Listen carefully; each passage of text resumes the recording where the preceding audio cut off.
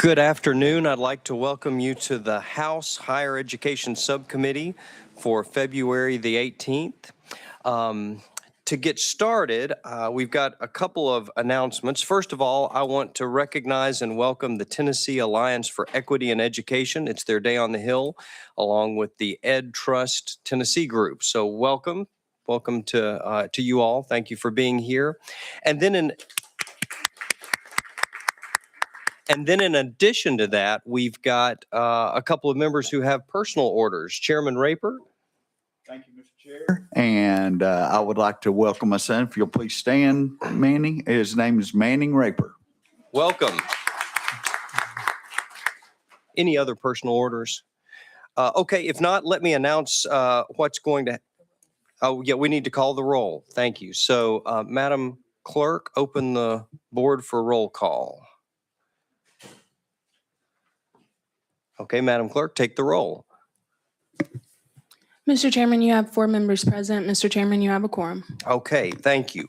Let me tell you what's going to happen with some of the bills on our calendar. We've got a little bit of a large crowd, and you're interested in some of these bills, but some of them are actually not going to be heard today. Item number 2 on our calendar is House Bill 291 by Representative Gant. It's going to be rolled 2 weeks. Item number 8 on the calendar is House Bill 1476 by Chairman Bolso, and it's going to be rolled 2 weeks. Item number 9 on the calendar by Representative Fritz is House Bill 2025, and it's going to be rolled 2 weeks. So if those are bills you're interested in, we're not going to hear them today. I've also been given a request to hear 2 bills out of order. These are for members who are presenting other bills in other committees at this exact same time. And this is going to be item number 3 by Chairman White and item number 5 by Chairman Slater. So without objection, I'd like to take these 2 bills out of order. And so I'd like to call Chairman White up for House Bill 2095. And Chairman White, you've got a motion and a second, and you've got an amendment on your bill. That is correct. It's Amendment 013443. It is by Representative Stevens, yes. And do we have a motion on that amendment? Motion and a second? Okay, we've got a motion and a second. Chairman White, you're recognized on the amendment. Thank you. This is an amendment brought by Representative Stevens. Representative Stevens, I'm sorry. And I was going to say Representative Robert Stevens. I apologize. And it is a friendly amendment that we discussed with the bill sponsor. And so it is a friendly amendment, and I would recommend passage. Okay. Chairman Stevens, would you like to comment on the amendment or have us put it on the bill? I'll tell you what it does very quickly. The bill, the way it was worded, talked about senior administration being a topic that they could meet without being in a public meeting. And the Tennessee Center for Open Government asked if we could maybe pare that down just a little bit. So it changed senior administration to personnel or contracts. And it just made it a little bit narrower on how they can meet without being in an open meeting. Okay. With that explanation, members, are you ready to vote on putting the amendment on the bill? All in favor of putting amendment 013443 on House Bill 2095, signify by saying aye. Aye. Opposed? Okay. Amendment goes on the bill. And now, Chairman White, you are recognized on the bill. Thank you. And members, House Bill 2095 brought to us by the Tennessee Higher Education Commission is in many ways is a clarifying and a cleanup bill. Decades, if laws are passed over the decades and if we don't eventually clean it up, it just kind of builds up in the bureaucracy. So a lot of that language is addressed in this, and I do have THEC here today to give you the details of the bill, but let me give you this kind of an overall understanding of what it is. This bill, of course, brought to us by THEC. The goal of this bill is to update and strengthen codes surrounding the Tennessee Student Assistant Awards and Tennessee Transfer Pathways, as well as to remove antiquated language from Title 49 sections relative to higher education. And we do have Mr. Hanneman from THEC here to kind of give you the details. So taking time. If you'd like to have him come up and kind of give the details, and then we can go from there. Okay, so members, without objection, let's go out of session and invite Lou Hanneman up to provide testimony. And Mr. Hanneman, like normal, introduce yourself first for the record and who you're with. Thank you, Mr. Chairman. Lou Hanneman with the Tennessee Higher Education Commission. And thank you, Chairman White. He has agreed to carry this legislation for us, and he was correct. Every now and then, as we go through the code, we see a lot of outdated code, date-specific pieces of language within the code that are now moot because we've moved past those dates. That represents a large portion of what this is. The balance is really modernizing some language around our financial aid eligibility for certain programs and institutions. But there are no substantive changes to eligibility. It doesn't change the scope of any of those programs. We're really just kind of clarifying language that over time has gotten a little muddy. As the chairman mentioned, we add things to the code and they don't always kind of read the same way.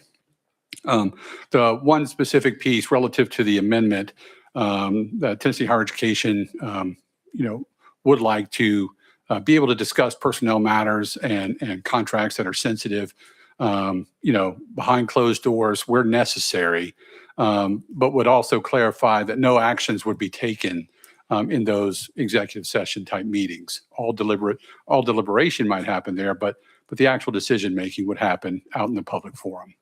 I'm happy to go through the bill kind of section by section if you need me to, or to answer specific questions as necessary. Okay, members, does anyone have a question for Mr. Hanneman? Okay, seeing none, we are back in session. Members, do you have any remaining questions for Chairman White? Okay, seeing none, it looks like we're ready to vote. Madam Clerk, would you open the vote? If anyone has not voted or would like to change their vote, you may do so now. Madam Clerk, you may take the vote. Mr. Chairman, you have 5 ayes and 0 nays. Okay, House Bill 2095 moves out to full education. Thank you, Chairman White. Okay, and members, one more bill to be taken out of order. This is item number 5 on our calendar. It's House Bill 1882 by Chairman Slater. Chairman Slater, you have a motion and a second on the bill. No amendments have been filed.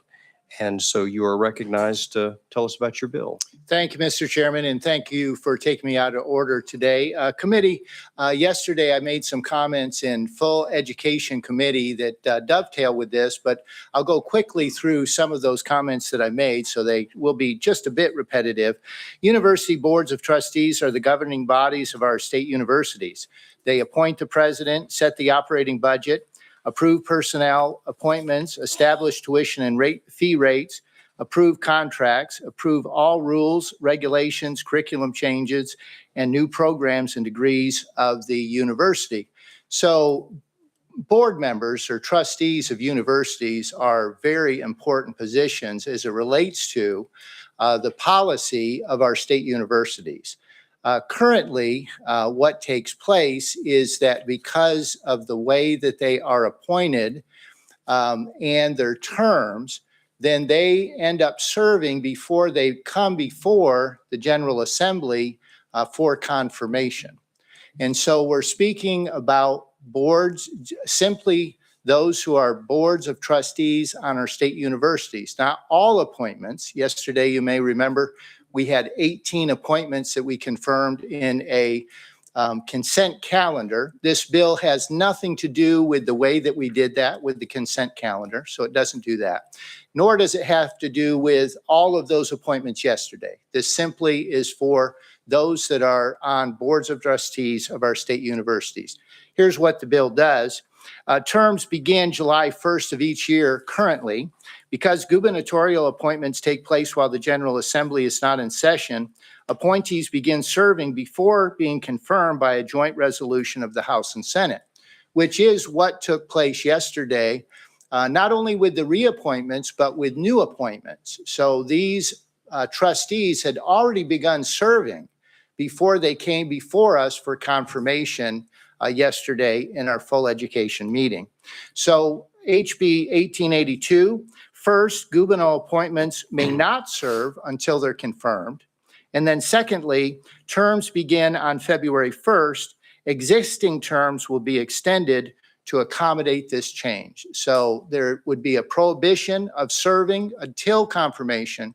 And then in order to make it so that it syncs with the General Assembly being in session, then we would change the term. The term date would go from July 1st to February 1st. And with that explanation, I stand ready for questions. Okay, members, you've heard the explanation. Chairman Raper. Thank you, Mr. Chair. I just want to say, great bill. Really found out about the whole thing yesterday in Ed Full. And when I heard that, I said, this is great. So I appreciate you bringing this bill. Thank you. Okay, any other questions, discussion? If not, members, it looks like we're ready to vote on this bill. We are voting to send House Bill 1882 to full education. Madam Clerk, open the vote. If anyone has not voted or would like to change their vote, they can do so now. Madam Clerk, take the vote. Mr. Chairman, you have 5 ayes and 0 nays. Okay, House Bill 2581, 1882 moves to full education. And now we're back on item number 1 on our calendar by Speaker Zachary. This is House Bill 2194. Speaker Zachary, you have a motion and a second. And we'll give you the opportunity to tell us about your bill. Thank you, Mr. Chairman of the committee. Members, this particular committee has dealt with a topic of tenure and accountability and tenure and discipline over the last couple of years. It's become a fairly engaging topic throughout the country, especially over the last 6 months. And so back this summer, I began to work with our institutions and various groups across the country to talk about, all right, what is the importance and difference in tenure? And then how do we separate accountability and discipline when it comes to tenure? And so it became clear to me that the importance of tenure, we've had many proposals to do away with tenure across the country. None of those have gained much steam. We've had much tenure reform across the country. And I think it's become clear that tenure is an important aspect of academic freedom. I know talking to UT, MTSU, ETSU, when they go to recruit, people talk to them about tenure and the importance of tenure, and they want to know where the legislature stands on that. But it's also important, Mr. Chairman, to remember that tenure is about academic freedom and not institutional immunity from unacceptable behavior, unacceptable conduct. And so what this legislation does is it reinforces the support of the legislature for tenure. We make that clear, but we also empower the boards with each one of our institutions to create policies that establish certain aspects of discipline when it comes to tenure and non-tenured employees. We ensure that they're both treated the same. We provide and empower the boards with the ability to implement discipline policies that can clearly be followed. And then we also, again, reaffirm our support as a legislature now for tenure. And that's done through the legislation in a couple of different ways. But Mr. Chairman, with that brief explanation, I'll stand ready for questions. Okay, thank you for that explanation. And I want to disclose that I am a faculty member at Middle Tennessee State University, and so some of these provisions in your bill would affect me. I think the first thing I'd like to ask, though, is how your bill is able to streamline the process for addressing faculty misconduct while preserving due process. Sure. Yeah. So that's important. So right now, the process for tenure, the process for accountability is rather cumbersome. There's multiple sections of code that require the board to take certain steps. There's multiple sections of code that require the university academic officers, the chancellors, the presidents to take numerous steps. There's numerous people involved. It's a process that in the academic world, it is unlike anywhere else, both public and private, regarding accountability for employees. And so what we do is, again, we streamline, again, to use that word, we streamline by empowering the boards of each institutions to create a set of policies that is clear to follow related to discipline. And then we remove some of those cumbersome steps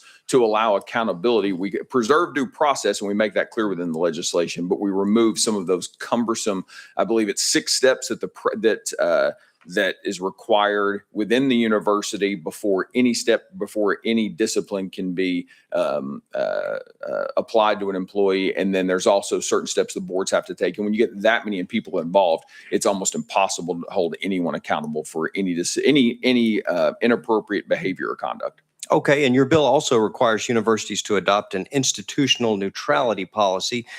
Could you tell us maybe a little bit about what kind of problems you're trying to address with that provision in your bill? Sure.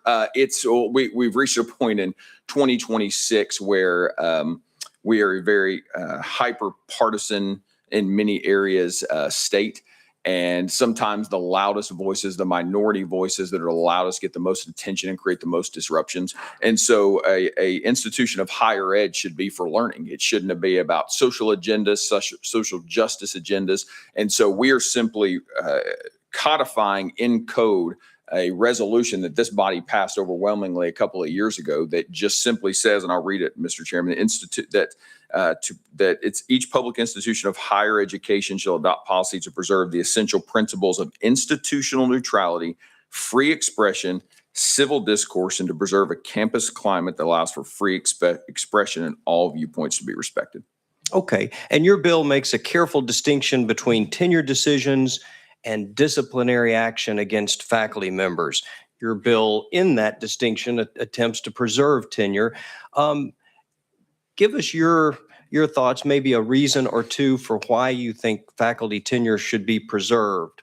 Sure. Yeah. And I think I stated that in my opening comments that when you talk to our universities, when you talk to UT, when you talk to ETSU, when you talk to MTSU, and they go in to recruit around the country, they're typically asked, what is your tenure policy? And they want to make sure that when they come here, they have the academic freedom, and really the preservation of tenure allows them to be able to take those steps from an academic perspective. So it just ensures academic freedom. And, that obviously we're not tying the hands of any future legislature, but the decision this body will make is that we'll preserve tenure for higher ed. But again, we separate and remove accountability and discipline from that. Okay, thank you. And we've got some folks on the list who want to ask some questions, and I'll start with Representative Glenn. Thank you, Mr. Chairman. And sponsor, I'll just be upfront and honest. I think this bill really and truly is a reaction to what happened over the summer with the death of Charlie Kirk. I say that because here's the problem with now all of a sudden we're concerned about tenure and folks being able to stay on their job because they made a comment that, whether you agree or disagree. The truth of the matter is, you mentioned that we've become hyper-partisan. This is true. But we've also gotten away from the First Amendment, which is freedom of speech. The problem with that is the line between freedom of speech and I don't like what you said has been blurred. And it's been blurred to the point to where when someone makes a comment, and because I'm in a position of power, I can now use that power to silence you. And that is wrong. Because if we truly believe in the Constitution, then we should be open for comment. We should be open for things that we may not disagree with. Because everyone is not going to agree in everything. That's just the way we are. And as I understand it, that's why the First Amendment is here, so that we can distinguish between what we agree and what we don't agree without it becoming, you're going to lose your job. I'm going to silence you. And I really believe that is what this is about. Because up until now, there was never an issue. Tenure has been around for forever and a day. Now, you say you want to preserve tenure. But as I read the bill, it says ensuring that awarding, denying, or revocation of tenure is not used as a form of discipline. My understanding is it takes years to get tenure. So if someone says something in year 2, they can be denied tenure because of something that they said that people didn't agree. So it can be used as a form of discipline because I can delay your tenure based on something you said if I do not have it. So it can be used in denial. Also in the bill, it takes away I believe, faculty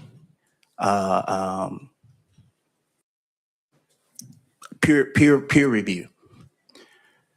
We have an ethics committee here. If someone does something in the legislature, it goes before the ethics committee, and the ethics committee is our peers. You are awarded an opportunity for your peers to actually say yes or no, what you did was out of line. This bill takes that away and says your peer no longer, it's a one-person decision at this point. That cannot be how someone who's worked years to get to a certain point in their career, and one person can take that away. Your peers are the ones who keep you in line, who keep you from doing things or protect you when someone who just doesn't like you want to get rid of you.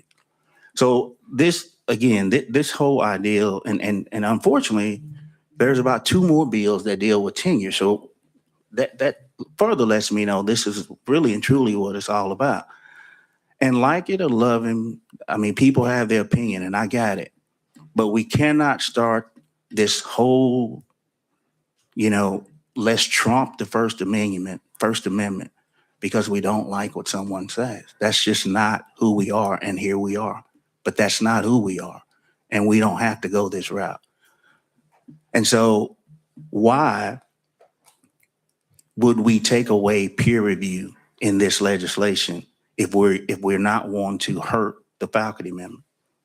Speaker Zachary. Thank you, Mr. Chairman. Much to discuss there, Representative Glenn, with your comments. So I'll try to start from the beginning. There's no impact of free speech in this whatsoever. So that is not referenced. This is about misconduct and inappropriate behavior. And it's important to remember, too, that we are setting some parameters, but we are requiring the boards within these institutions to set policies, just like any other employer that you work for. There's policies and procedures that you have to abide by while you're employed with that employer. That is not just a private sector function. That is also a public sector function. Our state employees that work here have a code of conduct, per se, that they have to abide by. And so that's what we're simply saying with this, is that we're empowering the boards to make these decisions with some parameters about it. And you mentioned peer review. We make sure to preserve due process within here, and the board will then establish what that due process looks like. Again, we're not micromanaging that piece. We're simply saying that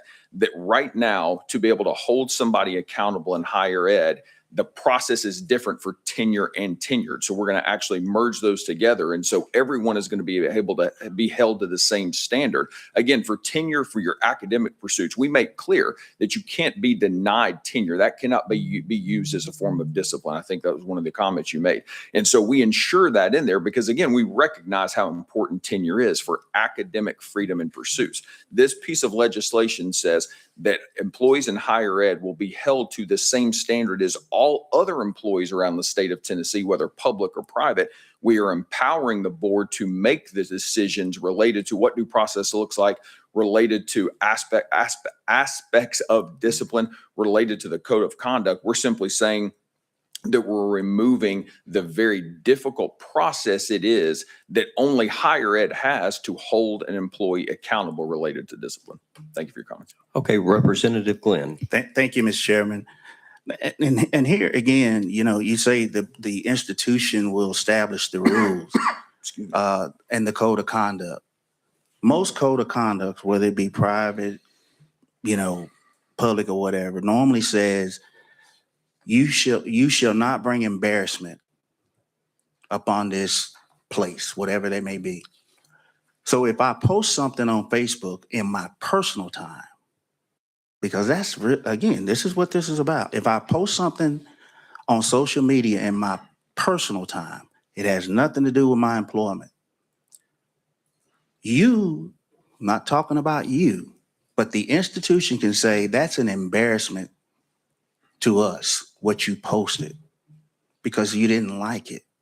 So now you can use that you violated the code of conduct in something that's said on my personal time, on my personal social media, that had nothing to do with the institution or whatever.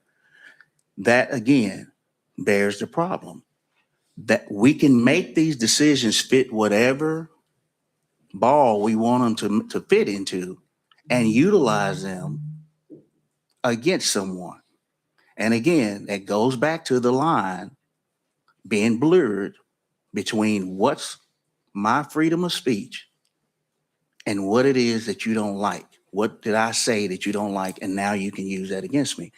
So again, I do think that even in the code of conduct, because again, regardless of what code of conduct it is, every piece of code of conduct that someone can write still can be used against them, because you can easily say, well, that doesn't look good up on me. That doesn't look good up on the institution.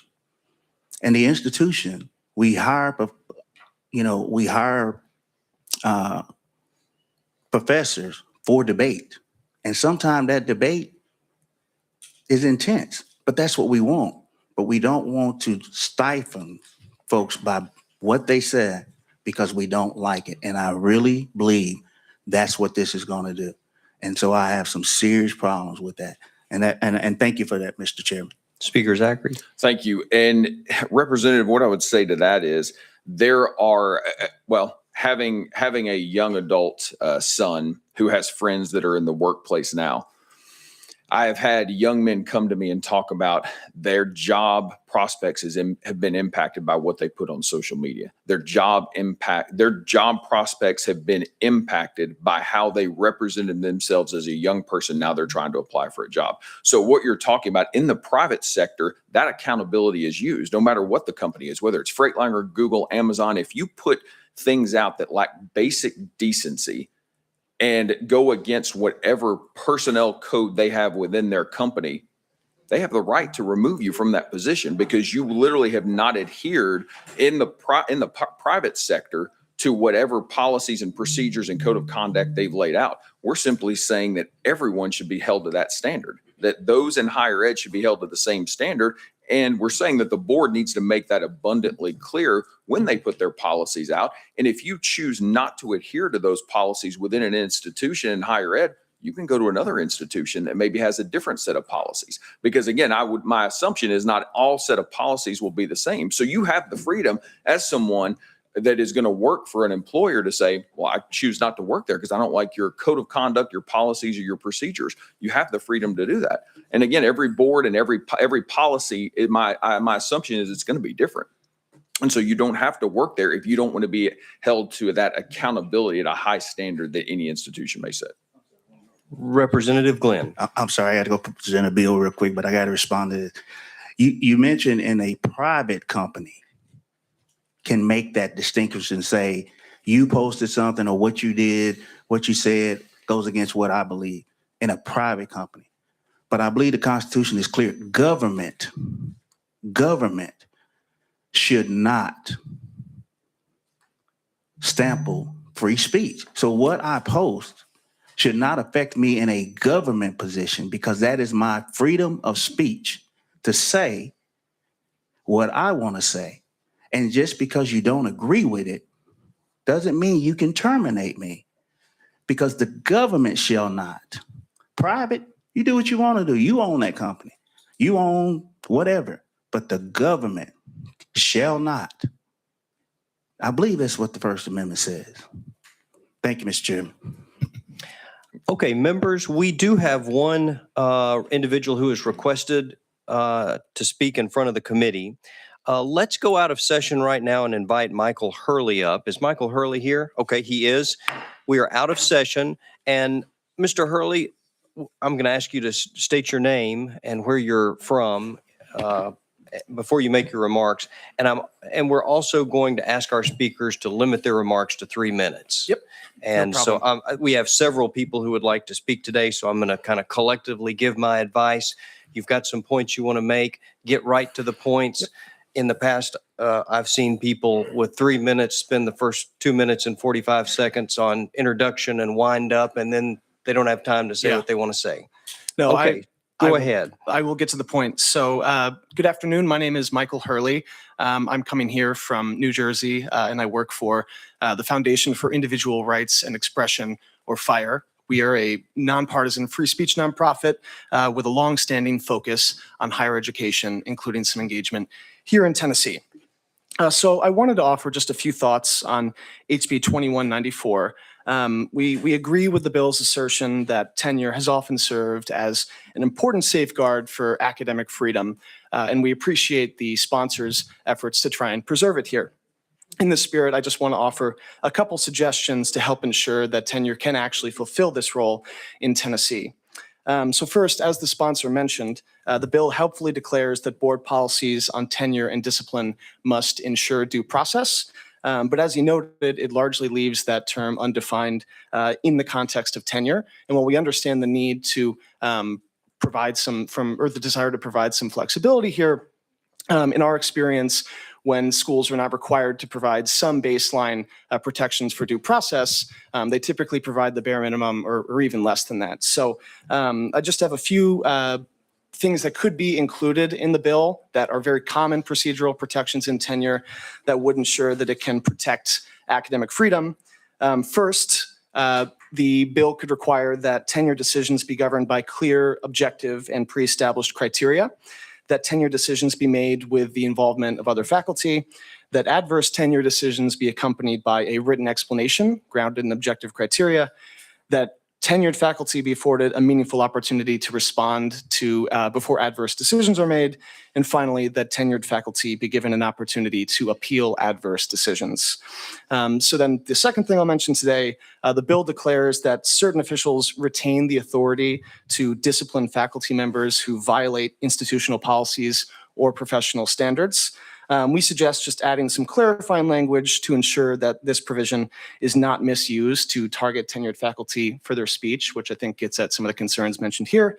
It could read, this authority may not be used in a manner that penalizes constitutionally protected speech, including a professor exercising their academic freedom in course instruction, scholarly research, creative work, or the dissemination of that work.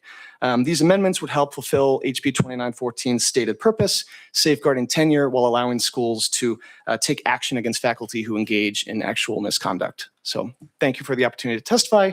Happy to talk now or after. Thank you, Mr. Hurley. Members, any questions for Mr. Hurley? Okay, if not, thank you for your comments. We are back in session, and I will invite Speaker Zachary back up for one more round of questioning. Any more questions for Speaker Zachary? Okay, seeing none, it looks like we are ready to vote.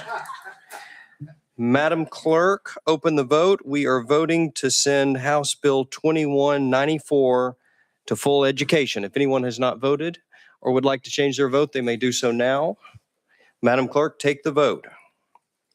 Mr. Chairman, you have 5 ayes and 1 nay.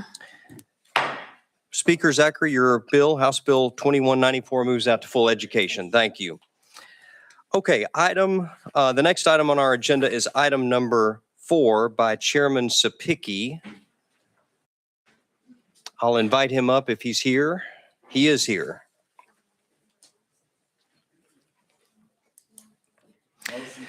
Okay, we've got a motion and a second on the bill.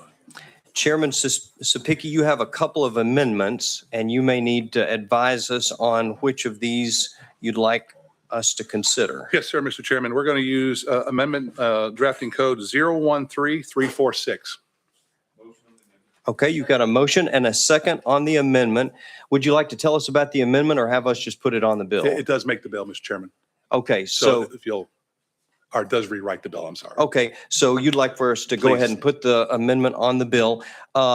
Members, all in favor of putting amendment 013346 on House Bill 1883, please signify by saying aye. Opposed? Ayes have it. The amendment goes on the bill, and Chairman Subcommittee, you are recognized on the bill. Thank you, Chairman Baum and members. So first of all, I want to put everybody at ease in the higher education forum here as the amendment takes away a lot of the concerns with the bill. I've been very concerned in higher education with the cost of education going up and up and up to especially our in-state students here in Tennessee. A lot of our four-year institutions are doing a tremendous amount of business on out-of-state tuition right now, a tremendous amount of business. And so what the bill does, and I'll break it down for you, Mr. Chairman, I'll just give you what the amendment is. The first section of the bill talks about what we've been doing in education on appointments. THEC will go through an appointment process of 3, 3, and 3. So three members will be appointed by the governor, 3 by the lieutenant governor, and 3 by the speaker. There are 3 constitutional officers, and they will remain, and the ex officio State Board of Education will remain, and the 1 student will remain also. So that won't change, but the appointment authority, 9 members now will be broken up into 3, 3, and 3. The next portion of the bill, this one talks about on-time graduation. We got a presentation from THEC about on-time graduation and trying to drive our on-time graduation numbers up. But we have a discrepancy on how many years they allow to account for that. Well, we all know a bachelor's is supposed to be 4 years and associate's is supposed to be 2 years. So in the amendment, it talks about for on-time graduation for our public universities of 4 years, they'll be evaluated on a 4-year timetable, and our community colleges will be graded on a 2-year timetable. Now, remember, that only accounts for those that are full-time students their freshman year. So if you're part-time, you don't factor into these graduation numbers, just full-time students. It also goes in to talk about we need our higher education to be more focused on getting our students across the finish line. And so what the bill does is THEC makes a standard recommendation of, hey, you can raise your tuition X amount of %.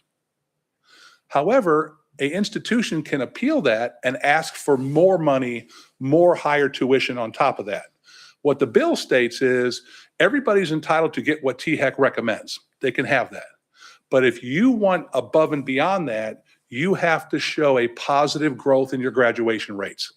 That's all it says. THEC will look at it, they'll make those decisions, and then if you qualify for a ask above and beyond, as long as your graduation rates have increased, you are good to go and ask for that extension. The section in there we had in there about the 75% of online courses. The reason why I brought that up, it's been brought to my attention by students across the state of Tennessee that in the state of Tennessee, it costs more money for our students to take an online course than it does in person. You all know where my son went to school. I paid for that. I can tell you it's a fact. I have other people that have come to me in our community colleges. It costs more money to take an online course, which to me makes absolutely no sense. And so we put that in the bill, but I've had some very good conversations with some of the 4-year institutions and with the Tennessee Board of Regents. They believe that they can handle that issue internally. So in the amendment, we've stripped that part of the bill out. So that is no longer there.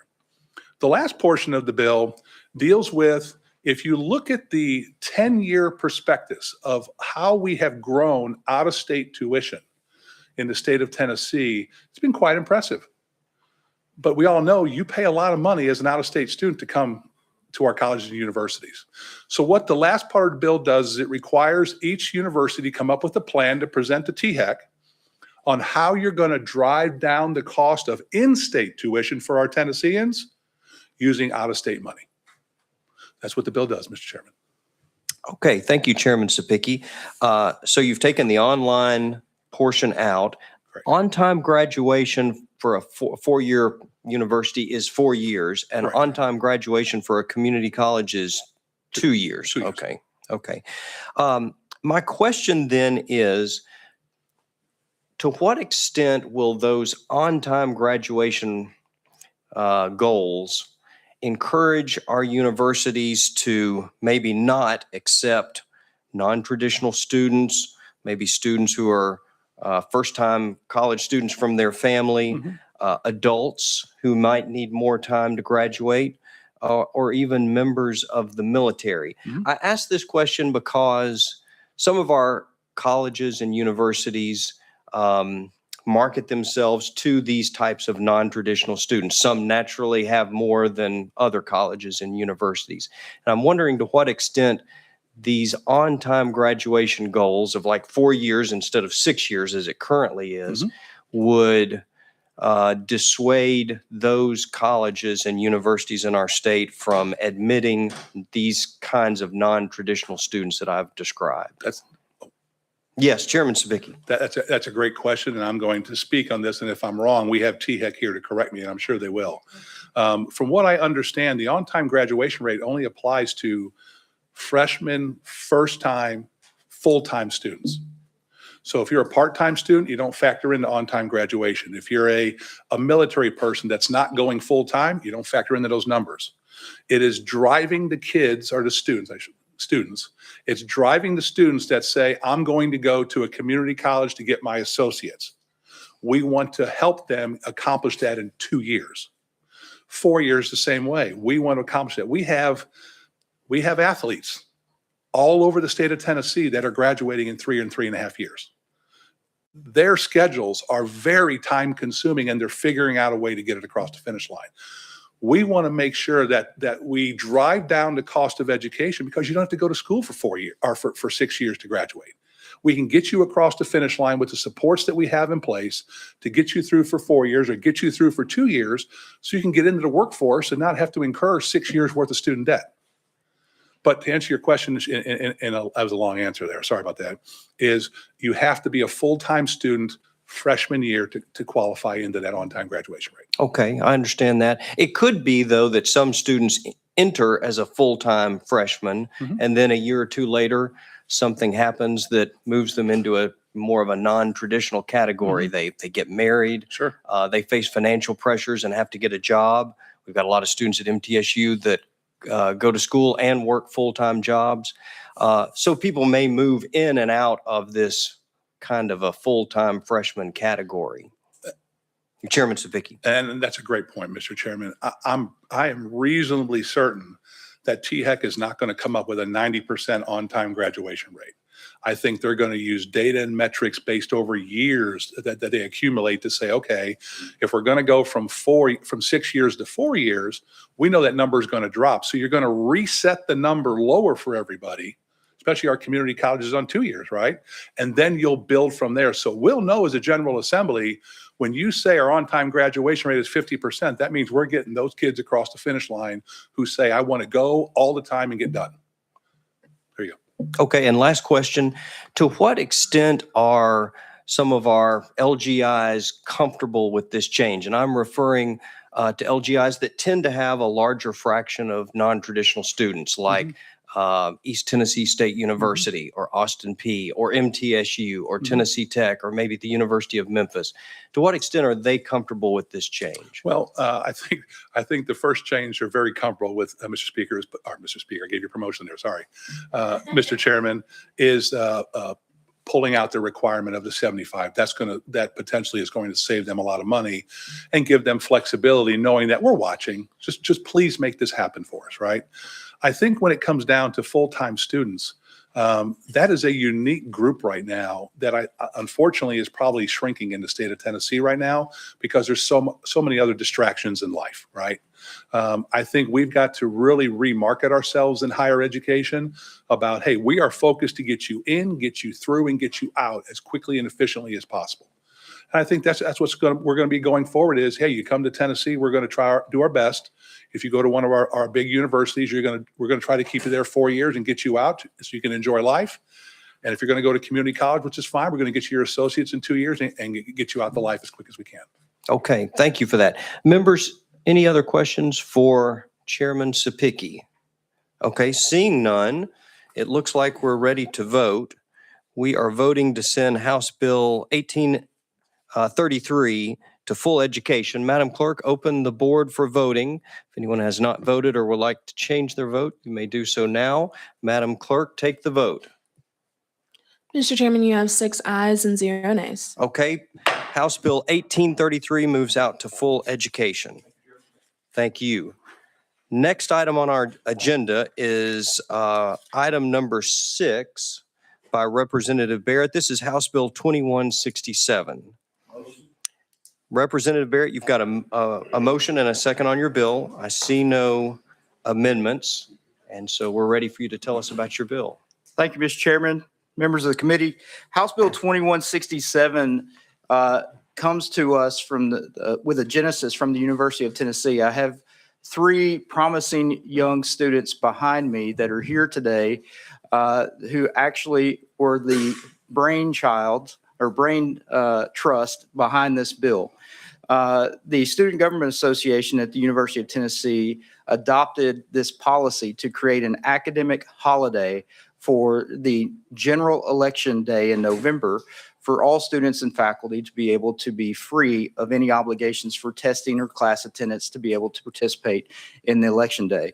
And so a student that was involved in that is here with us today, and he brought this bill to the legislature, and I'm proud to be his vehicle to present this to you today, that seeks to create a requirement for all public institutions in Tennessee of higher learning to have the same policy for an academic holiday for Election Day. And so with your permission, Mr. Chairman, I would love to have Colby Norad come in today and testify. Okay, members, without objection, then we will go out of session and invite Colby Norad to come up and make some comments for us. And like in the other cases, we'll ask you to state your name and the county you're from, just for the record.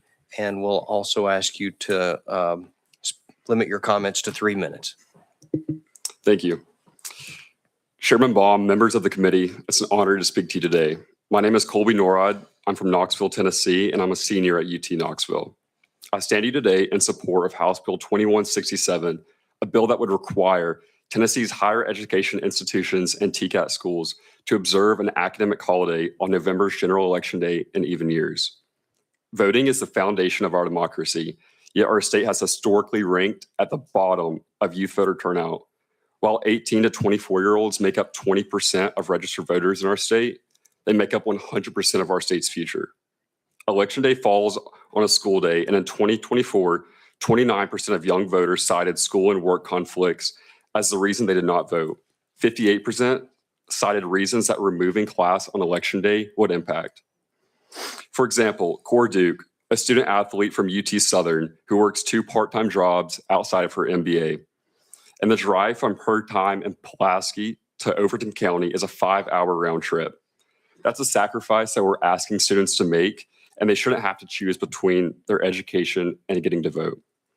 In 2024, 3 out of 5 youth voters chose to vote in person, with the majority voting on election day. Furthermore, voting in person is almost required for first-time voters in Tennessee. Casting your first vote is a milestone. I realize how easily that could be missed after missing my first primary election, and I set out to change that. I passed student government legislation approved by faculty, making Election Day a permanent holiday at UT Knoxville, and in 2024, for the first time in over 16 years, Tennessee ranked above the national average for youth voter turnout. Tennessee Tech has already followed suit, adding a civic engagement day to their academic calendar starting next school year. Not only does this day give students the time to travel to vote to their respective counties, but this holiday also promotes volunteering, getting engaged in local elections, and various other reasons. Kentucky and South Carolina are 2 comparable states that have already taken this action. They have not held class on election day since before the 2000s, and they consistently rank about 5% above the national voting average, whereas Tennessee sits about 4% below the national average for youth voters. That's proof that this policy does work. This bill has the power to accomplish the same results. In a time when Tennessee is leading the nation across the board, we must address critical areas where Tennessee has fallen behind. Thousands of students choose Tennessee to pursue their higher education. It's time to choose them too. Thank you, and I'm happy to answer any questions. Thank you, Mr. Norad. Members, questions for him? Chairman Stevens. Thank you, Mr. Chairman, and thank you for coming today. You've emailed me a few times, and it's nice to see you here in person. I did have a couple of questions about your bill. You mentioned that this would be for the November election. Yes, sir. So in the bill as written, it says each general election day. We also have a general election in August, and then sometimes we have special elections. So is the intent of this bill to only cover the November election, or is it for any general election? Yes, I think there may be an amendment added later on that will be for the general election in November and specifically for even years. Other questions? Oh, Representative Glenn. Thank you, Mr. Chairman, and thank you for being here. It is so refreshing to see young folks get into politics. That is one thing that we've been lacking, I think, across the state for a while. will this bill also make sure, I know the athletes, they have a very, I think it was mentioned in the last presenter, how intense their schedule is. Will this affect them as well, that they will have an opportunity to vote? That hasn't been something that we have specifically laid out yet, but I think we can definitely get back to you on that. Okay. And then I'm sorry. Go ahead, Representative Flynn. My last question, are you vying to be a politician or something? Because No, sir. you were too good with that. I'm going into finance. That's my plan right here in Nashville. So Even worse. All right. Chairman Haston. Yes, thank you. I just, you mentioned Tennessee Tech. I was just wondering if any other schools had reached out to you, or if y'all had networked and reached out to any other schools besides Tennessee Tech. I was just wondering what kind of, what kind of avalanche you started with, like going down this pathway. Yeah, so as of I've been able to find that Tennessee Tech is the only institution that has started this initiative along with us. And they specifically did a civic engagement day where they're recognizing it every single year. So I think this really points to the importance of not only voting, but also, taking this day to get registered if you're not already, or going to find a campaign that you like, or maybe it's you have no interest in politics, but you're researching candidates that are going to be representing you in the future or who already do. I think it's a great way just to raise awareness and be a pretty symbolic day. Okay, other questions? Mr. Nora, do you think if I oppose this bill, it would hurt my student teaching evaluations? It might. My professor might go down a little bit. Okay, thank you all. We'll go back into session and invite Representative Barrett up. Thank you, Mr. Chairman. Good looking young man, isn't he? He's not my son, so. Mr. Chairman, as you and I discussed earlier, and it was just referenced by the testimony here, the University of Tennessee system has reached out with some potential language that they would like to see adjusted here that may address some of the questions of the members of the board. So with that, as much as I would love to allow them to see this pass through committee today, I do need to roll it to allow us to get that language cleaned up. So when I come back to you, we'll have a nice, clean final version for this. Okay, without Chairman Stevens, a question. Thank you, Mr. Chairman. I do appreciate the upgrade. I'm not a chairman. Oh, sorry. But I appreciate that, that you think I should. We can demote you as quickly as we can promote you. I don't want people to think that I want that. I did have a question. What about students on rotations, like in hospitals and so forth? Is that something that you're going to address in your amendment as well? Representative Barrett.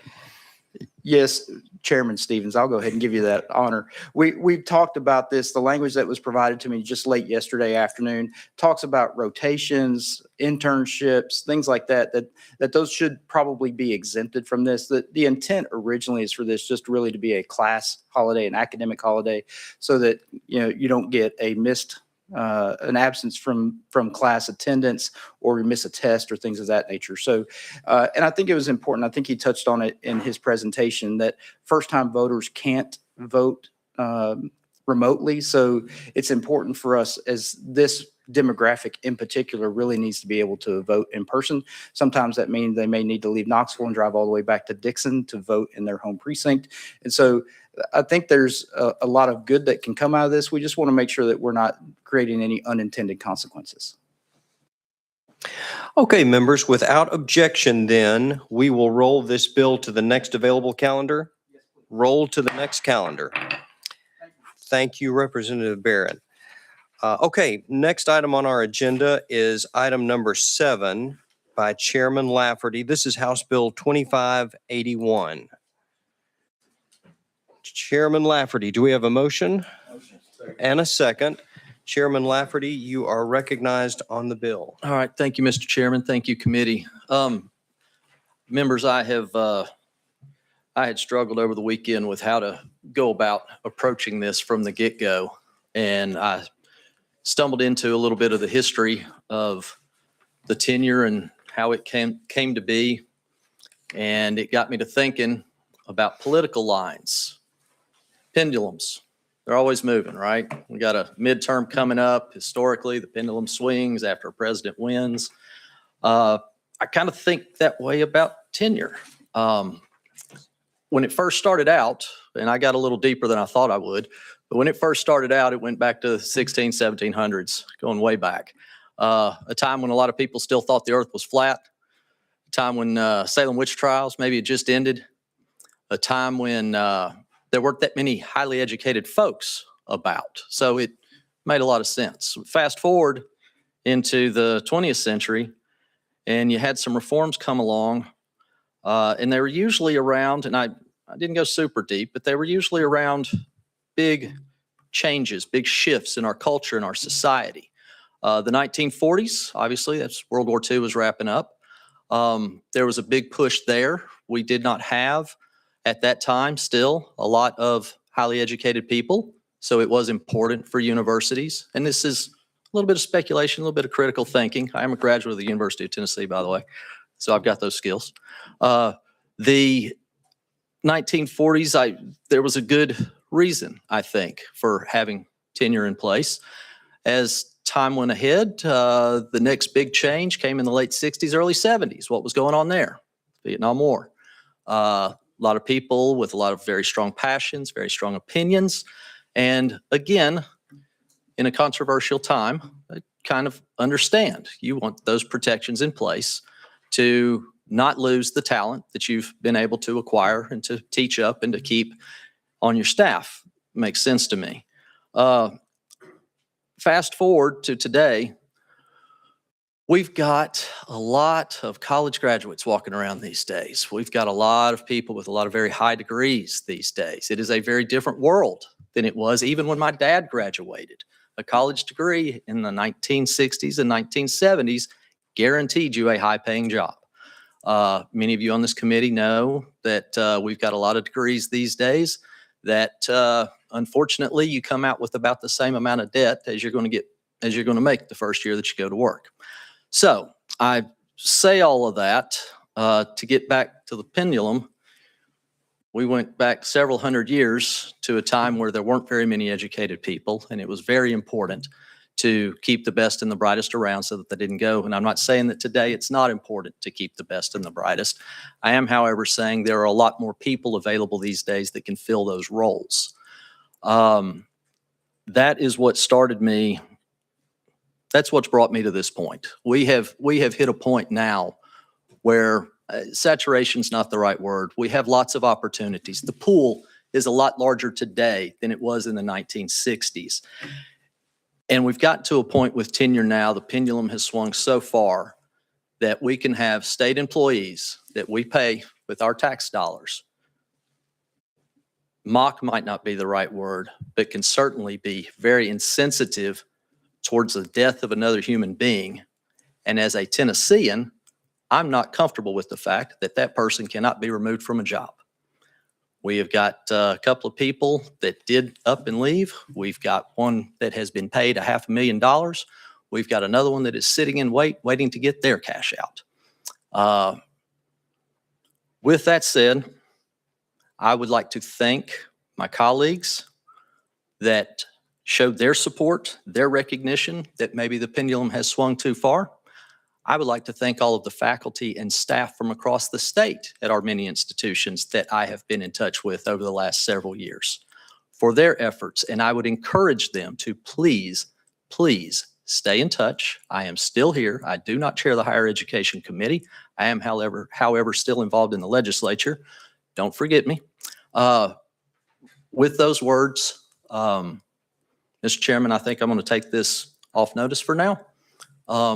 And we'll maybe be back. Okay, members, without objection then, we are taking House Bill 2581 off notice. Thank you, Chairman Lafferty.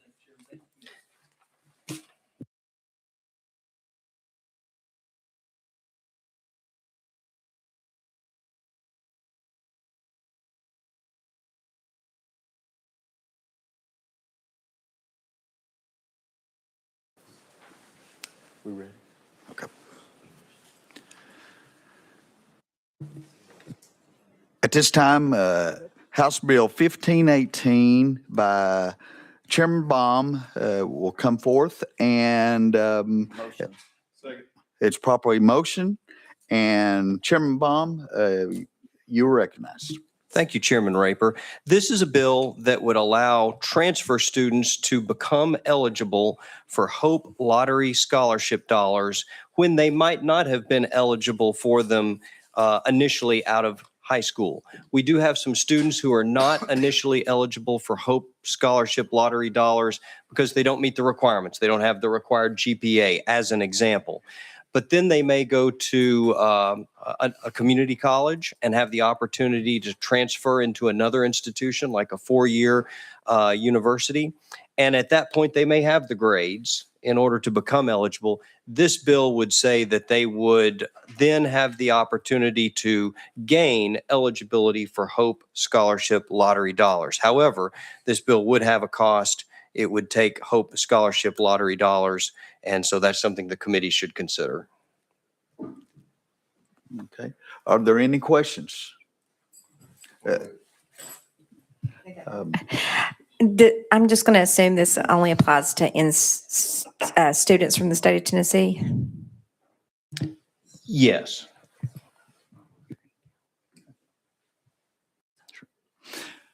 Are there other questions? Yes, sir. Representative Hakes. Question on the bill.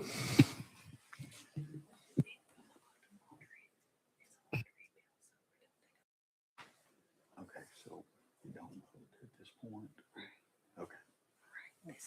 Okay. At this time, this will be moved to the lottery calendar, and we will not take a vote on that. So any other discussion?